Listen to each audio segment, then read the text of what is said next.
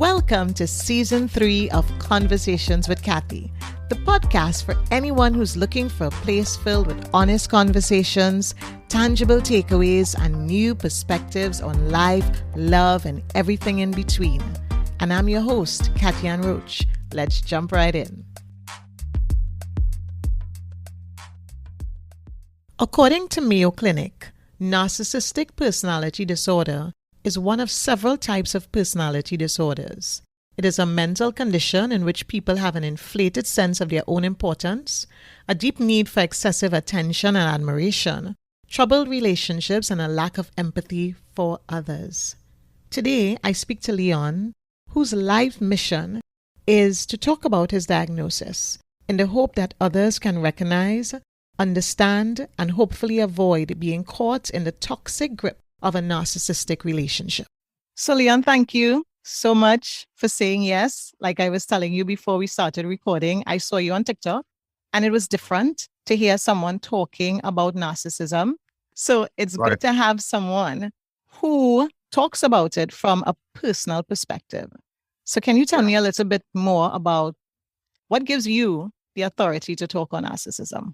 I don't try to look at it as authority, but what allows me to share my experiences, and using the word authority is fine, but the way I look at it is what allows me to share my experiences is that I felt like I was keeping something from people, right? And so after therapy, I felt so a lot of people go through, not even a lot of people go into therapy and then like, all right, I'm good to go. That was me too. So, but I wasn't good to go because I owed a debt to society. Okay. Whether it was talking to the youth, getting at a church, going to Boys and Girls Club to talk, or getting on social media and say, hey, this is who I was, and this is why I was the way that I was. So now I need to give back. And people say, hey, I want to be transparent, I want to be vulnerable. They don't understand what they're saying, because now that I'm transparent and vulnerable, it's more hurtful than anything I've ever done in my life. Because when I was doing what I was doing with the women, when I was misleading, misusing, abusing, neglecting, treatment, shunning, the gaslighting, the ghosting, when I was doing all of that, I wasn't feeling any pain. And so the fact that I asked God to help me and I asked friends to pray for me means that I have to put myself out front, but I have to be real about putting myself out front. What gives me the authority, as you said, is knowing that I owe a debt to society. I owe the women that I hurt. I owe the mothers that I hurt. I owe my male friends that I misled and misguided, who ultimately probably became who I was.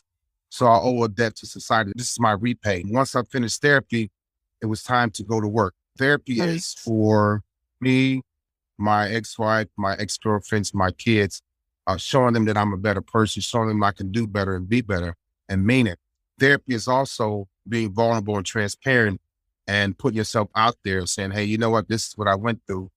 This is the hard part. The therapy wasn't hard. It was hard at first. And so I sat in the therapist's office for about a year. And people think that coming out of therapy, it's over. No, that's the beginning. If you think about it the correct way, now it's time to start helping people. Yeah. Now it's time to start a better life. Now it's time. The healing journey. It's not like I'm healing now and I'm going to feel better every day. The healing is my old wounds, cleaning them out and dressing them up appropriately along with helping others. And I hope and wish that I can help other women heal from my pain that I project onto other women as well. So that's why I feel like I have the authority and the experience to speak about it. Have you been diagnosed with narcissistic disorder? My diagnosis happened a long time ago and I didn't act like it was there. I ignored it, but I was still living that lifestyle. It scared me when I got the diagnosis. I wasn't ready to talk about anything about my mind, my personality disorder. I wasn't. And so for the 32 years that I spent in the Navy, I didn't mention it. I didn't bring it up, but I was still acting out in my marriage and I was still acting out in my relationships. So last year I was talking to a lady and she's well versed in it. And she said, why don't you start doing videos about it? And I was like, I don't know about that. I wasn't ready. I had my therapy. I had talked to psychiatrists. I talked to psychotherapists, but I wasn't ready to do a video. I wasn't ready to speak about it. And then that's why I say, you know what? I feel empty because I don't feel like I'm helping people like I really can.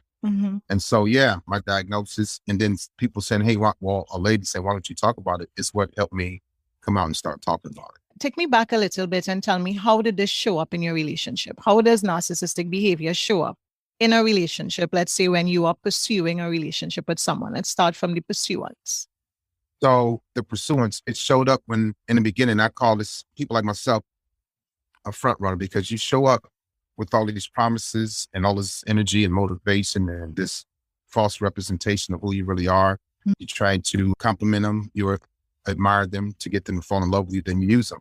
So also it showed up in my relationships is that what I learned in therapy is that I was dealing with avoidance and escaping. So I was always running from my child, running from commitment. I was running from truth. I was running from honesty. And my therapist told me that. And I didn't realize that I was dealing with avoidance issues. I was dealing with emotional detachment issues. I was dealing with emotional disrespect. I wasn't aware of that, but I knew that I was like always afraid to love, to fall in love. And I was always like going in with a lot of power, a lot of strength, a lot of motivation, a lot of energy, and building her up and making her think we're going to be happy for long periods of time. We'll get engaged, we'll get married, we'll get a house, the car, we'll do all these things. I was just lying.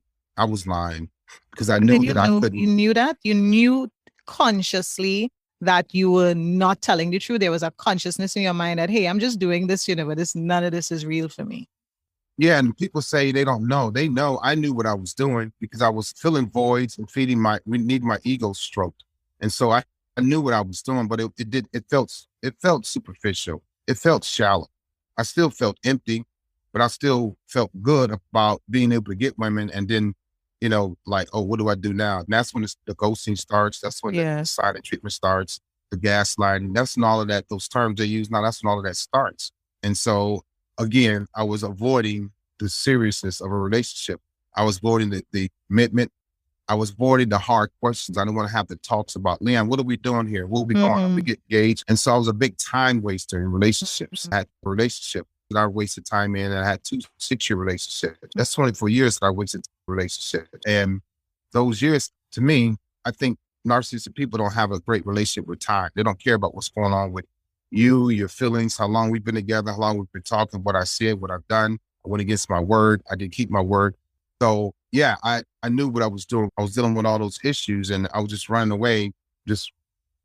away from relationships and not running to relationships. Yeah. Yeah.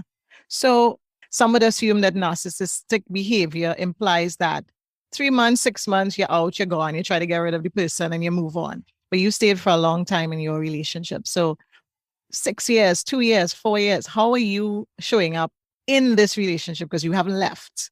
So what is this woman experiencing with you in there? So she's experiencing a lack of love for sure. She's experiencing ultimately a lack of respect, a waste of time, a lack of me not caring, low emotions, misguiding, being misled. She's experiencing being, ghosting. She's experiencing the silent treatment. I did all of those things. These terms that they're using now, I did all of that stuff, and I did it without even caring, because it was like, it's almost like I didn't know how to care, and I didn't, I was afraid to care. So when I feel these negative emotions come up, I would suppress them, like I'm out to deal with it. Even though I was wrong, even though I knew she was hurting, even I knew that, her mind and her body was starving, I didn't care, because I was just like, I didn't want to commit. I had a hard time committing. And so the long relationships that I was in, they weren't the only ones, even though I was in a long relationship. They had what I liked, they had what I needed, and they had what I wanted to hold. Even if it was 6 years, in my mind, that's temporary. In their mind, it's 6 years, we're together forever. Yeah. It wasn't like that. Yeah. Yeah, that is quite interesting. What made you change, or what was the turning point for you that says, okay, this isn't really working for me? Right. So as far as my personality is concerned, it'll never change. I have to manage and regulate my emotions. Okay. And so the exchange for me is what I learned in therapy. She told me you can make exchanges. You're not going to change. Yeah, I love that. Yeah. So my exchanges were getting rid of alcohol. Like I'll have a beer every now and then, but I don't allow any drug in my mind or body to alter my way of thinking, because I have a very addictive personality. I learned that through studying my parents. And so I was always trying to get to this point in life, and I kept being pulled back by my greed and my lust. So I was like, this is who I am. I'm going to stay this way. There's nothing wrong with me. If I'm rewarded and being promoted at work, there's nothing wrong with me. Oh, I sat in therapy when I realized that I couldn't process, or the Navy wouldn't process my retirement until I got a full body physical. Right. And so I went out of body physical and I skipped the psychiatrist, and they sent me back to go see the psychiatrist because I needed a signature on my paperwork. Right. And I did that when it started. So I tell people the only way a person's going to get into therapy and stay and remain is if it's connected to something they want to hold on to. So for me, it was my retirement. I needed my retirement. And so I stayed. It was like, I probably could have left and still been able to retire, but would I've gotten a full diagnosis of all my other issues that I had, you know? And so let me stay. I got anxiety, depression, PTSD. I have sleep apnea. I have arthritis all over. And so I said, you know what? How much worse can it get? I already know what my personality is. So let me get some help. Yeah. You know, as far as being diagnosed years ago, I didn't go back to therapy. And moving forward, I said, you know what? Let me just sit in therapy for this next 7-8 months until I can retire. And so I was going weekly, and then she scaled back, and then I went back, and then I missed a lot of appointments, and I went back. And so I stayed. But my retirement was contingent upon my completion of my physical. So I probably could have walked out of therapy and still retired, but I don't want to take any chance to screw up my disability because it is a disability. How does a woman recognize a narcissist? So first of all, now a lot of people are reading up on it because for many years, nobody understood it. But reading patterns, listen to what they say, being careful with what you tell them, how they react, watch how they react to hard questions, see if they keep their word. And you got to do this. If you're dating a person for a year, you got to always be on your toes, because if they're diagnosed, they'll want to do better. If they're not diagnosed, they're not going to care about doing better because they don't think there's anything wrong with it. And so she needs careful with, with her emotions towards him. She can't open up too soon. She can't give herself everything in the beginning. She's got to be time release and give him a little bit at a time to see if he earns it. I may die alone. I don't know. But if I do get in a relationship, which is what I want to do, I have to come forward and be honest about, my personality issues and all my issues, my PTSD, everything. Honesty is a part of creating healthy relationships. So I'm fine with that. But before, I wasn't fine with being honest. So a woman needs to look at the rib, see if he's open, honest, see if he's transparent, vulnerable, all of those things. I'm not transparent and vulnerable because I want to help people. And now the cat's out the bag. Yeah. Everybody should be transparent and vulnerable in their relationships. Everybody should know how to submit and open their heart to their partners in a relationship. And so she needs to look at things like that. What does he tell her? What doesn't he tell her? And so men need to look at the same thing in women too, because women are narcissistic as well. Yeah. Yeah. Is it that the person with a narcissistic personality is going to get bored of you if you stretch out this information that you're talking about? If you slow it down and you take things really slow, are they just going to ghost you? Yeah, they will. Yeah, you almost guarantee. I don't know these people, and I'm aware of some that could be some of my friends, male and female. But after a period of time, they're gonna lose interest. They're gonna ghost you. They're gonna gaslight you. All the terms we hear about now, they're gonna do all of that. They don't have staying power, or they don't have longevity. So eventually, they will start to taper off. Eventually, they will start to give up and give in. Eventually, that energy that they had coming into the relationship, it will start to wind down. Yeah. Yeah, that is really interesting because you hear about it so much now. Like I said at the start, people talk about it. Can a person make a mistake in terms of thinking maybe their partner is narcissistic when they're really not? Because everybody can have a bad moment, have a bad day, be going through a bad period where they just feel like they need to disconnect.